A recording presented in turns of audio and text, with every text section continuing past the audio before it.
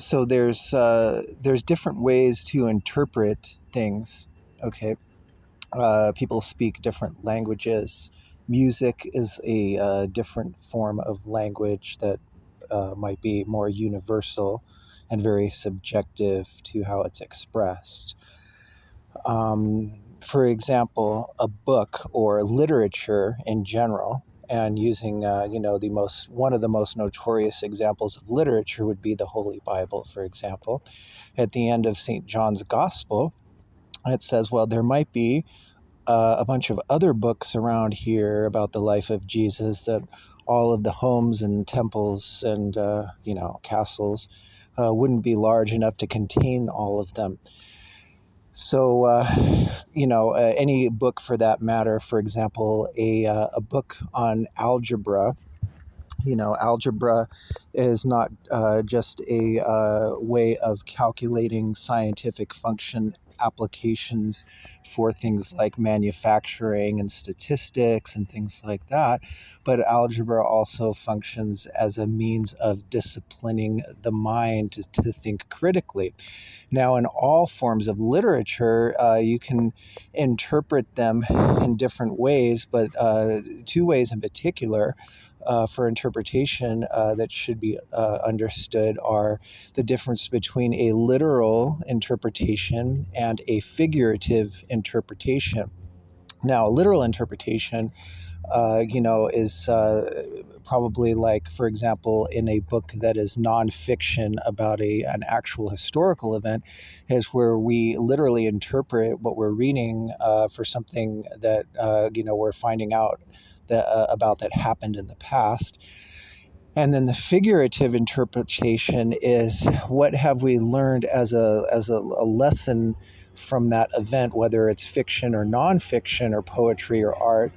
Was there a lesson? Was there, if something was learned from that philosophically, a figurative interpretation of any kind of story or book or literature, historical or fiction, um, if you interpret it and understand, the moral and the lesson that's learned in there, that can be applied as a tool toward understanding and handling situations that happened in the past and applying them to current events and possible future events. And hopefully that helps in for people to understand how to react and how to implement reactions. And it's like a tool, the figurative interpretation.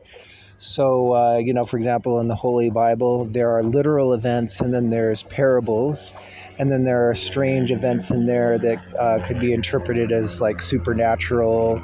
And people will disagree and say, well, no, that actually happened, but you weren't there, so we don't know what happened, which is also true. However, the past is past anyway in a situation like that.